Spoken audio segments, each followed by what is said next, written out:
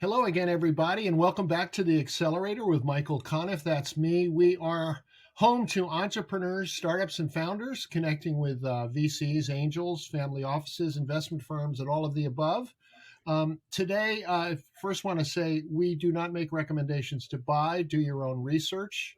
We are merely highlighting companies that we really like and founders that we really like. And somebody who fits that dual description is Andy Gibbs. He's with us today. He's the CEO of Phytotech, I think coming to us from Arizona, right? Tucson, Arizona. Beautiful Tucson, Arizona. So Andy and I have spoken before, and I learned about Phytotech, which is a pretty amazing concept. Essentially, I don't want to give it away, but essentially turning dogs and ultimately, I suppose, pets into data collection, and he's got a big data AI application and company called Phytotech. So we're going to get to that in a minute because it's so interesting. But Andy, I wanted to first start with your background because I was very impressed that you started up 6 companies. You've had multiple exits, and I thought it would be very helpful for our audience here on the Accelerator if you could share kind of the good, the bad, and the ugly of those experiences. Of course. My business startup actually started when I was 14, growing vegetables and building a little roadside stand, selling tomatoes for 25 cents a basket. So that was the pre-technology days. That was your equivalent of lemonade.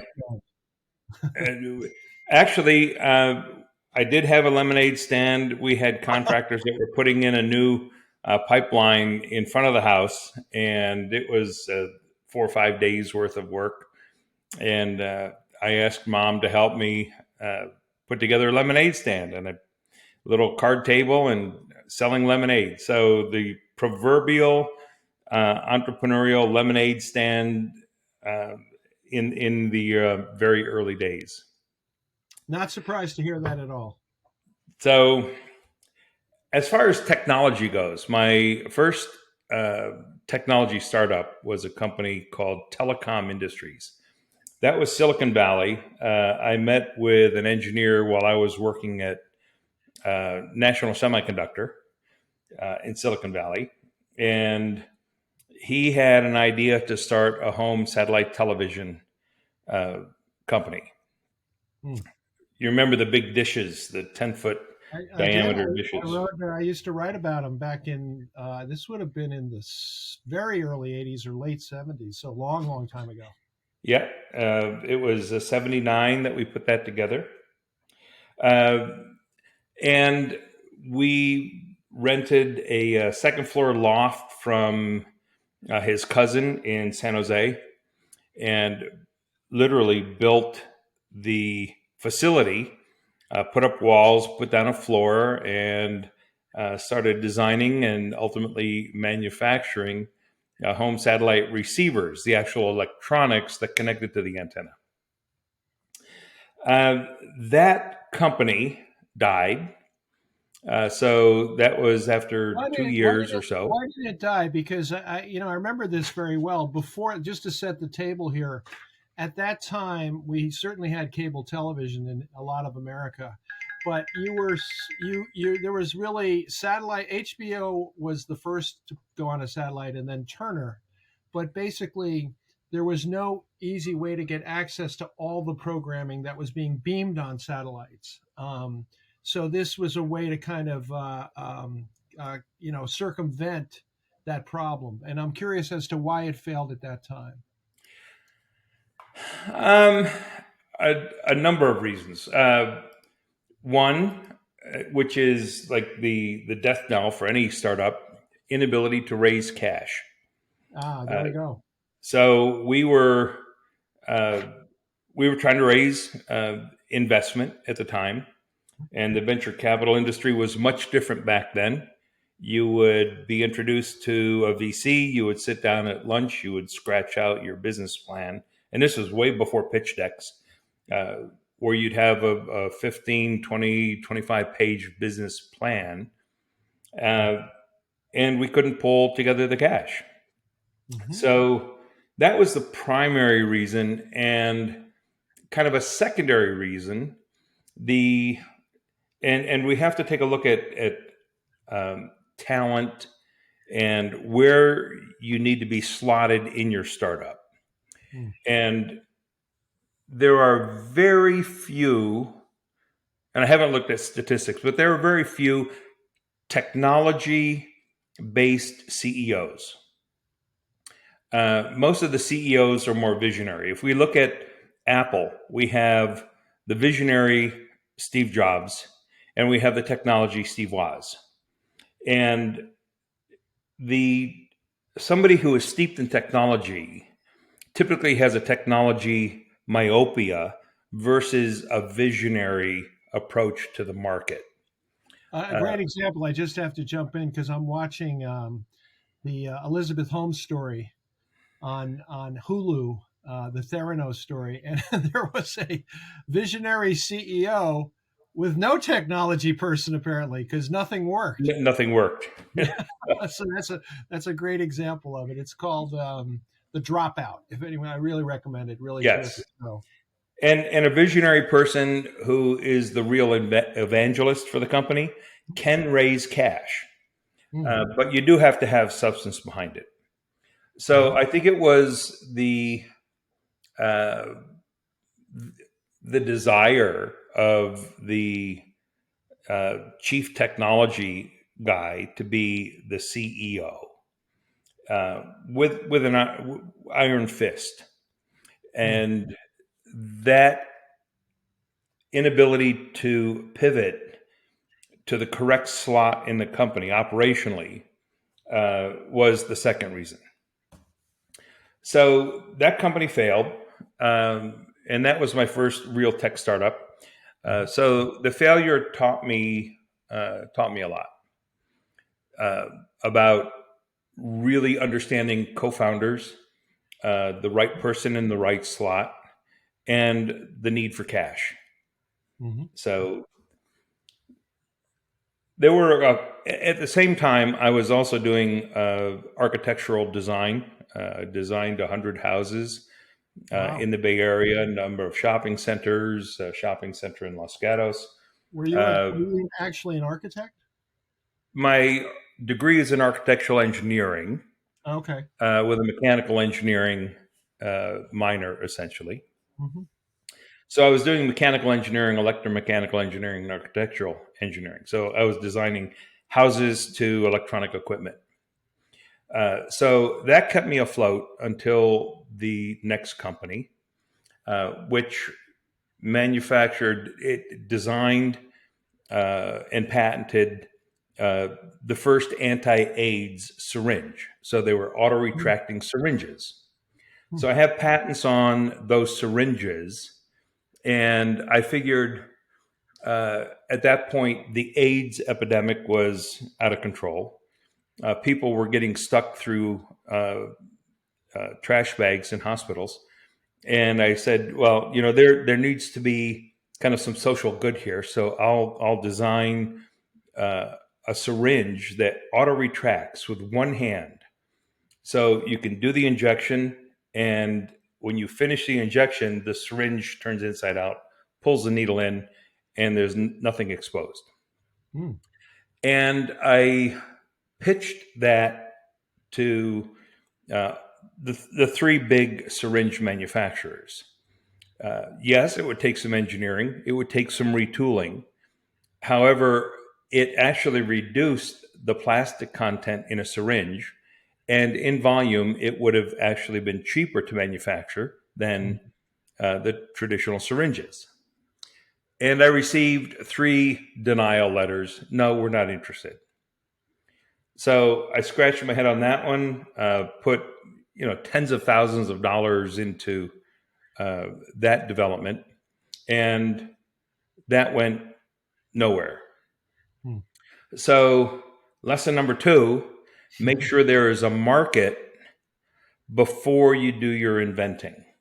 Mm-hmm. Now, as it turned out, a number of attorneys found that I had patents on this auto-retracting syringe, contacted me representing people who died from needle stick injuries in hospitals. Mm. And I became a technical expert witness on a number of cases against the three companies that did not license my technology.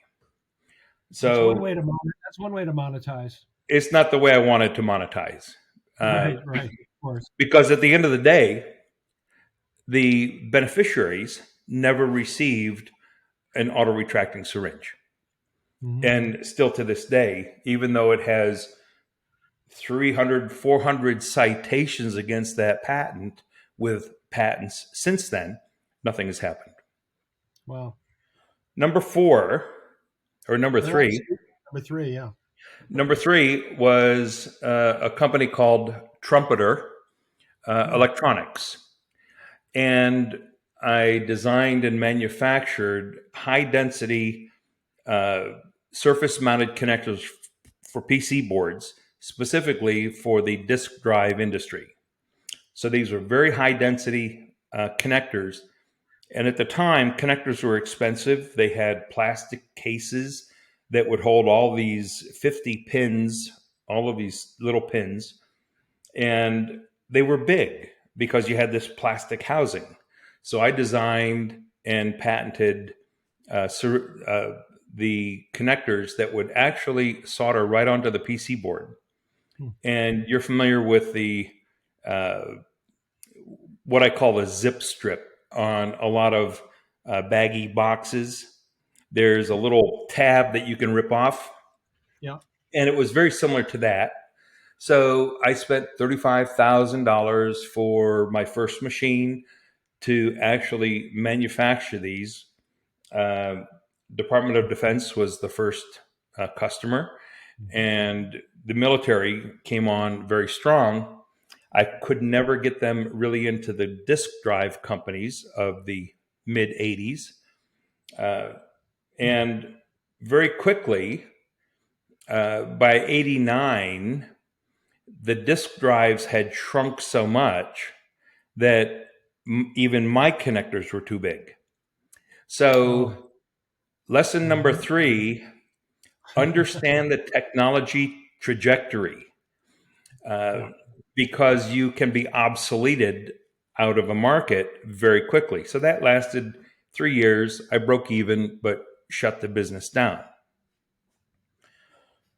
Number four, at the time, I was really, well, I've always been into sports, but at the time, I was looking at really applying new engineering, new designs to the ski rack, bike rack industry, and specifically looking at new ski rack boxes and so forth. And I teamed up with my brother and we said, let's manufacture ski and bike racks for the auto industry.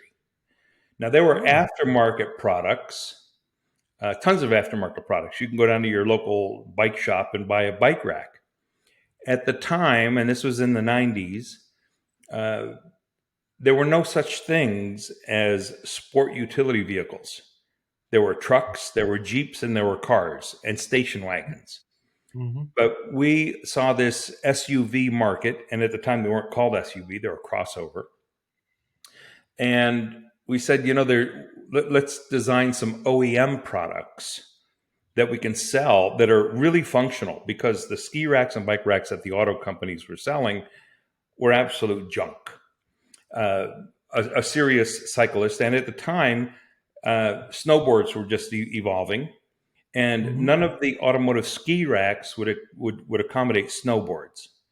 So we we put our money together and started and figured we had enough money to last a year. So let's put together a business plan. We'll come up with some designs. Brought on a salesman who had connections with the auto industry in Detroit, and of course, we're still a California company. And 2 or 3 weeks after we opened shop and we're scratching our head in what to do, we received this UPS box, and it's got a junky ski rack in it that goes in the back of a Jeep. And our salesman said, okay, look, this company just went bankrupt. They had a Chrysler contract. Can you manufacture this ski rack? And we looked at it. It was a piece of junk. It wouldn't accept snowboards. And we said, we'll design and deliver back a prototype to you. Got together with our local muffler shop and put together a really beefy looking ski rack, sent it back in 3 weeks. He went ballistic because it looked all different from the piece of junk that he sent us. And we went about our business designing our business plan, and we had advisors. We were building our board, and then out of the blue, we get an order for 10,000 racks from Chrysler. They had taken. They thought we were in production. They had taken our prototype, put it on the test field, ran it for 50,000 miles, full of snowboards and skis. It passed all the tests. We became a tier 1 supplier in 90 days. And at that point, we were chasing money. Chrysler would pay us in 90 days. We paid our vendors in 45. So every time the phone rang, we'd have to go out and find another $250,000. So getting back to the cash issue. Now, at the time, the auto industry was in a recession. Yet we were bucking the trend by starting up in a recession. Silicon Valley investors said, you can never be a viable auto company unless you're in Detroit. Mm-hmm. The Detroit investors said, well, if you're in California, we don't want to invest in you. So it gets back to the cash situation. We ended up finding an exit with one of the original equipment manufacturers in Detroit. We sold out in 2 years and went with that company, basically started a whole new West Coast engineering, a real pioneering design center for them. That company was about 60 million when they acquired us, and we took them to 300 million in about 3 years. And what was that company called? What was that called? Say again? What was the company called? Masco. It was a division of Masco. Okay. Masco is a publicly held company owned by the Manoogians. Manoogians really got their start by inventing the Delta washer, the Delta faucet. But in the marketplace, was it known as Masco, or did it have a brand name that people might recognize? It was Masco Tech at the time. Tech. Okay, so that was successful. That's number 4. Wow. Yeah. So, but still, 1, 2, and 3. We sold out too early. If we had the cash, we could have taken it to 300 million and really benefited from the exit at that point. Sure. So after that company sold, I said, well, what do I want to do for the next one? I didn't know. So I started playing with the internet. And if I had been smart, I would have probably just bought a whole bunch of domain names, hotel.com, all cars.com. Just buy these stupid internet names and sell them for $1 million. Well, I did a bit as an inventor. That was harder than it sounds. But yes, I mean, you had to be very smart to make that work. Some people did, not a ton of people, but yes, point taken. Yeah. Some did. So being an inventor and developing my own little website, I said, I'm just going to spend the time creating a library of resources that I would use as an inventor. So all of my patent resources, trademark resources, copyright resources, design houses, prototyping houses, manufacturing resources. So I put together this huge catalog for myself. Pretty soon that became the number 1 invention or patent resource on the internet. Wow. And my wife said, look, you got to go get a real job or stop, this hobby, or get it funded and make a real business out of it. Mm-hmm. So I said, okay, I'll write a business plan, which I did on Friday, started writing a business plan, had it put together by Sunday. emailed it to an investor, a venture capitalist that was investing in what were called portals at the time, very similar to House, and which is all house related things. Mm-hmm. And I said, this is a patent related portal. So I sent it out before dinner. I said, okay, that's off. Sat down for dinner, went back and looked at the email after dinner. And here's the email from the VC. It said, can you be at my San Francisco office, meet with my associate tomorrow morning?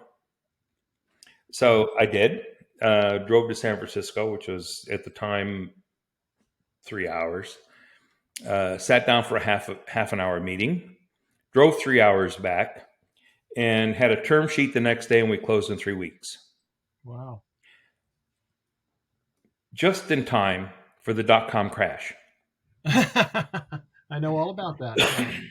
So I received the cash, got the investment, built a staff of, I think, 18 people at the time, and we started really expanding.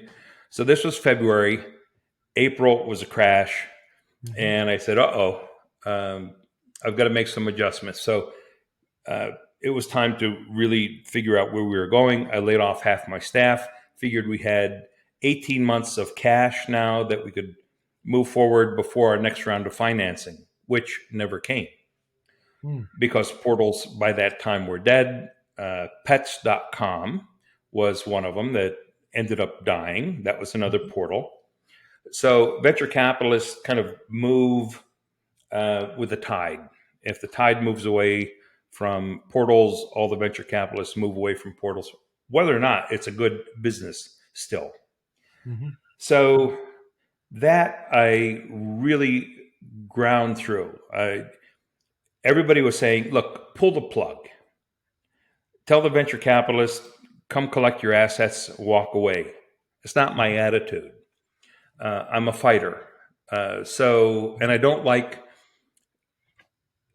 dumping on venture capitalists or any investor.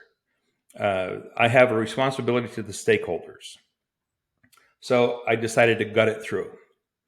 And I pivoted the company from an invention portal and created the world's largest patent database with an artificial intelligence search engine on top of it, converted my knowledge of patents to a software as a solution product, and soon brought on IBM, Microsoft, AT&T, even the patent office became customers.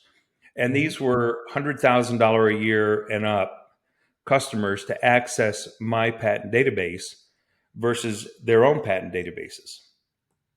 So that company, it was 10 years later, I finally exited. And that technology is now incorporated into the offerings of what are a website called ip.com. So the next lesson is obviously, if you have the cash, the market changes, pivot fast. Yeah. That's a great one. That's number 5, right? Yes. And so what is number 6? Are we in number 6 or is we are in number 6. Okay, Phytotech. How would you describe Phytotech in a sentence?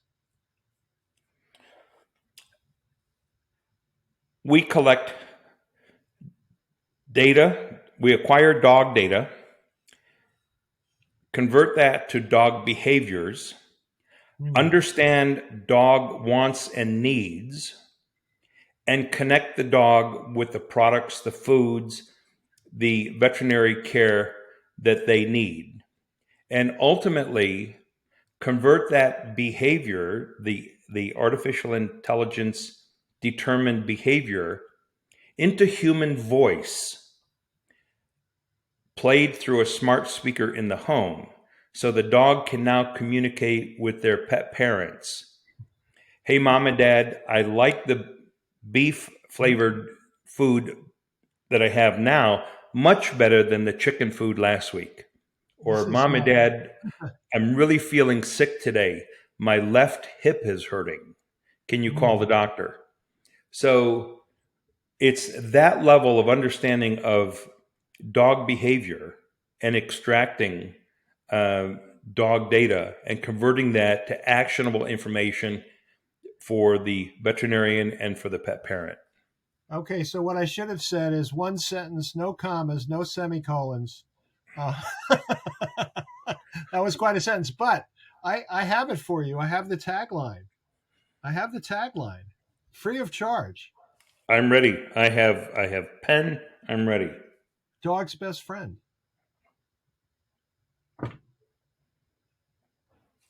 There we go. Not bad, huh?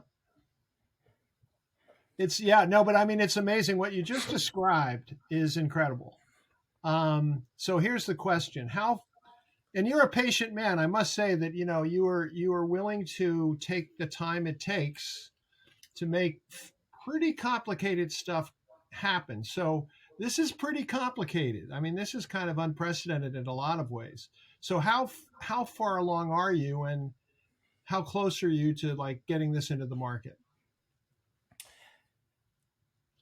Getting back to objective number one, Mm-hmm. having the cash to move your company forward.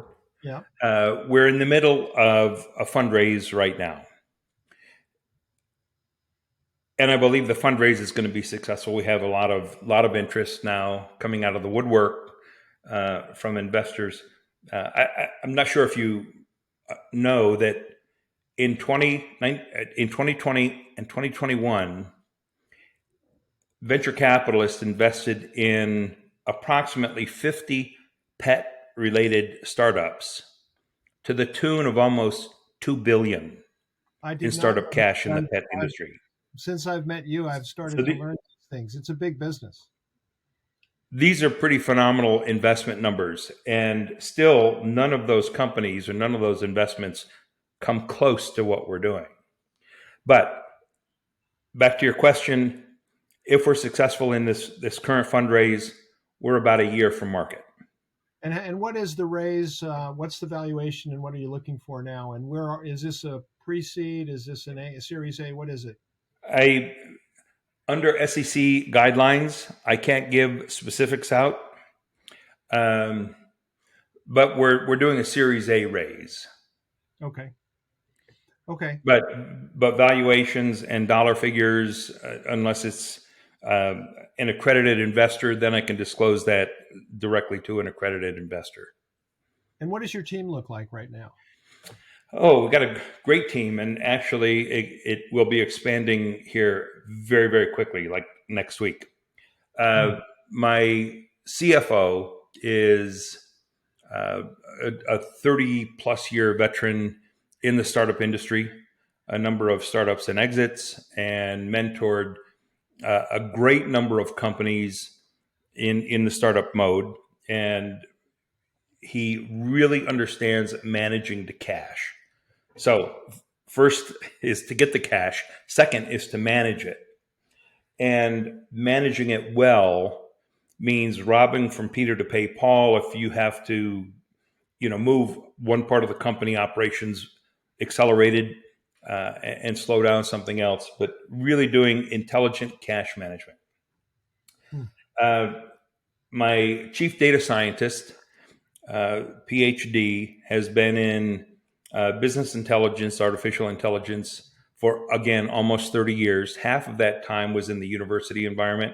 Half of the time was in the commercial environment, doing customer analysis for national brands with millions of customers. So he is not intimidated by the big data, and we'll have pretty big data. My technology staff includes Internet of Things design experts, dog collar experts, back end experts, cybersecurity experts. You have dog collar experts. Yes, That's great. actually, dog collar experts. Okay, that's fantastic. Um, so yeah, my technical team, I've got 8 full or part time. I expect that to expand to 10 or more by the end of next week, with very senior level chief technology, chief information officers.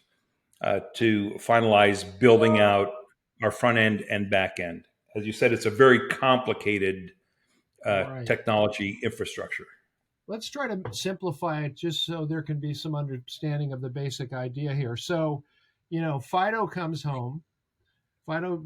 Comes home, and how would the Phytotech system come into play with an individual dog? Okay, good question. And I can really summarize this very simply.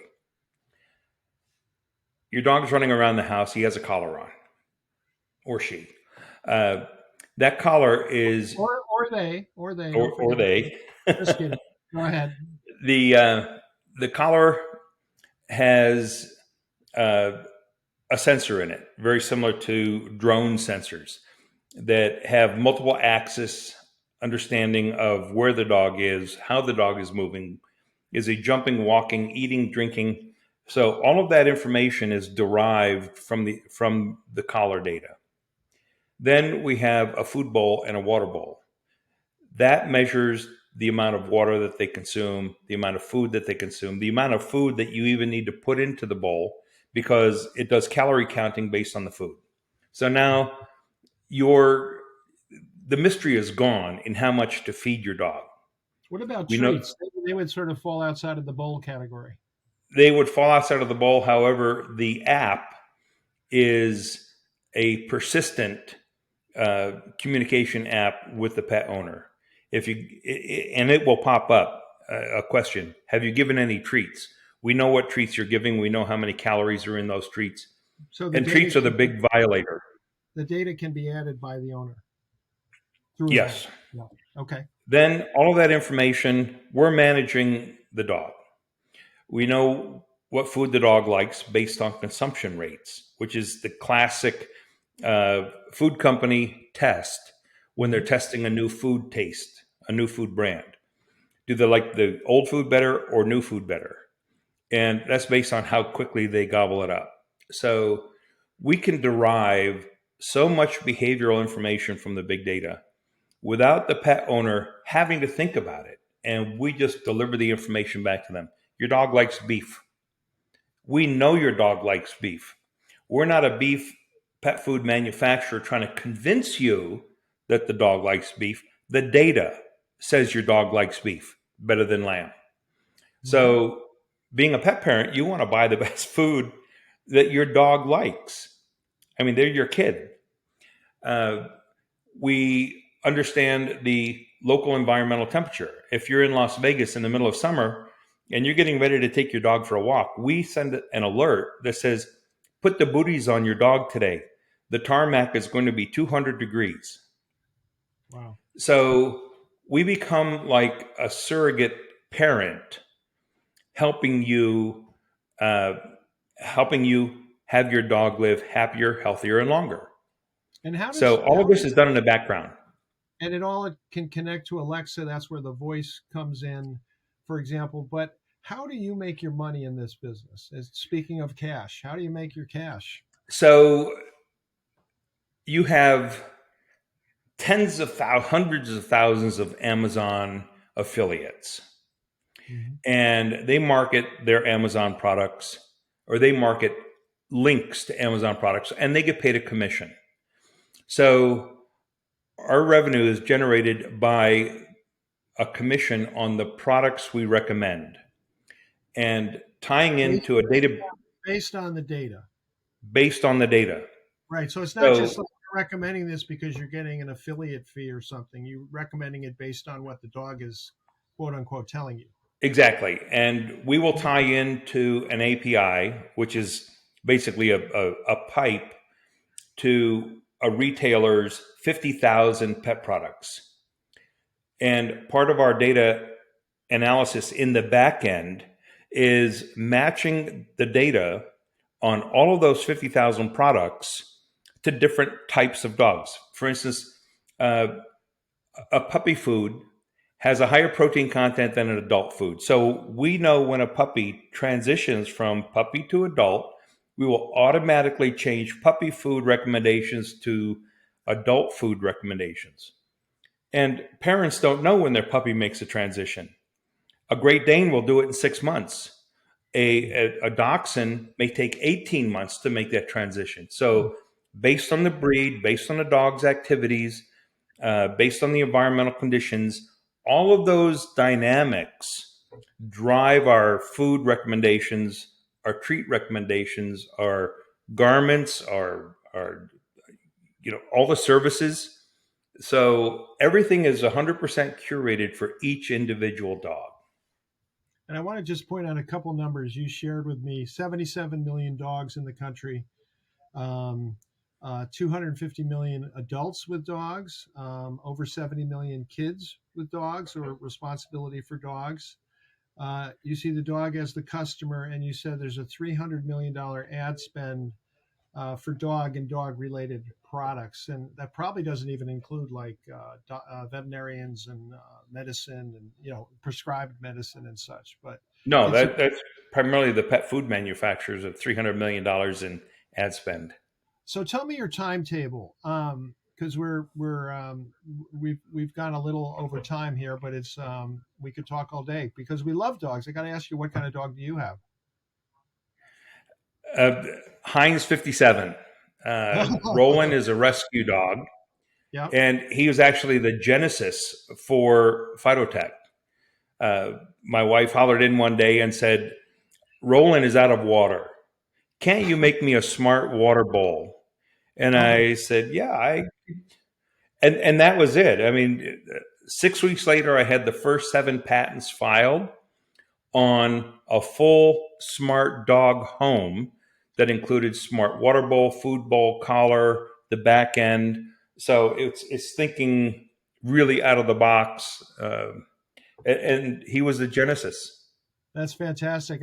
We recently adopted a rescue dog that we call Miss Dalai Lama, like Miss Dolly Parton, but Miss Dalai Lama. But it's been really fun. Though she's nobody had touched her for the first 2 years of her life, so we've got some ground to cover. But it's really been a joy to have this little dog with our other bigger dog, who's a little more normal.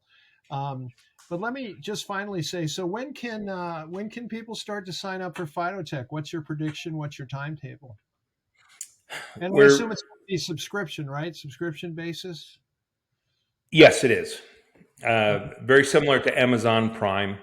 You sign up for Okay. Amazon Prime, you get all these perks. When you sign up for Phytotech, you're going to get all this technology delivered to you. You're going to get all the products recommendations. You're going to get the health monitoring. All of that comes with one annual fee. That's it. Uh, we we are hoping to have early signups maybe in 8 months from now. So we still have a heavy lift on the back end to do Mhm. with full product availability at about month 12. From today. Yeah, yeah. And today is the last day of March 2022, if anyone is counting. But it's interesting. It's so interesting to have an inventor on the show. I had a great grandfather who was an incredible inventor, and I'm always so envious and so a little bit awed by that. But to also put it to work for dogs, I think is a pretty great thing because if you're a dog person, if you love dogs, there's a relationship there, as you alluded to earlier, that is really incomparable. And I think too, but what you've done, what I think is so interesting is you're saying, oh, actually, yeah, there's a lot of data collection possibilities here. And we're actually, and ultimately giving voice to the dog. When you can do that, you'll be on every television show and every website in America and every social media No, platform. we're going to let the dogs go on the television shows. Yeah, no, that's what I mean. I mean, when they start talking, it's like this thing is going to go through the roof. So at least we hope. So listen, Andy, thank you so much. You've been very generous with your time, Absolutely, and Michael. It's been fun. we want to wish you the best. What's the best way for people to get in touch with you? Andy at Phytotech, Fidotek. .com, and Just like just like on the mic. Yeah, I know that's great. You got me beat there. But listen, I want to thank you for being on the Accelerator with Michael Conniff. It's great to have you, and you've been a stellar guest. And we look forward to staying in touch with you as you move forward, and really hope that that the story continues to be long and good. I will keep you posted. All And right, thanks for having me. thanks, Andy. Appreciate it.